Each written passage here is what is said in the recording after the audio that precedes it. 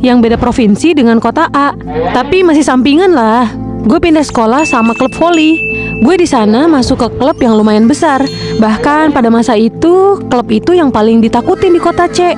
Karena kejadian itu juga, ortu gue malah jadi keras ke gue kalau soal voli. Kayaknya ortu gue ini dendam sama yang ngatain goblok deh.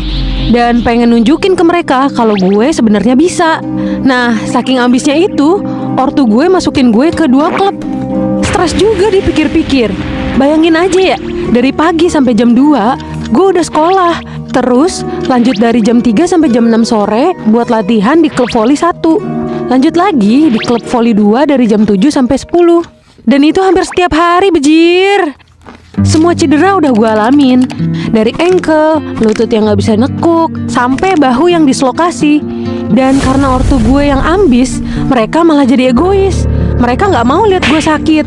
Bahkan nih, ketika gue cedera dan belum pulih total, gue disuruh ikut latihan lagi dong.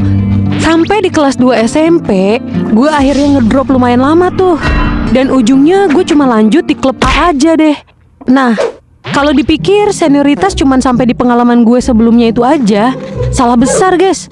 Gue masuk di klub besar ini udah pasti seniornya udah pada kayak dajal semua.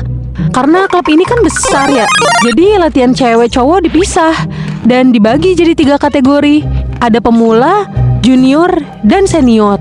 Nah, senior ini juga dibagi lagi nih, ada 2 bagian. Ada senior yang range usianya 16-19 tahun, sama yang 13-15 tahun. Dan itu tergantung kemampuan. Dihitung yang usia lebih tua itu lebih jago, karena pengalamannya udah lebih banyak. Nah, yang skillnya di bawah itu masuk ke yang lebih muda. Tapi di case gue, karena jam terbang gue udah lumayan banyak nih, gue jadi masuk di golongan yang senior usia muda.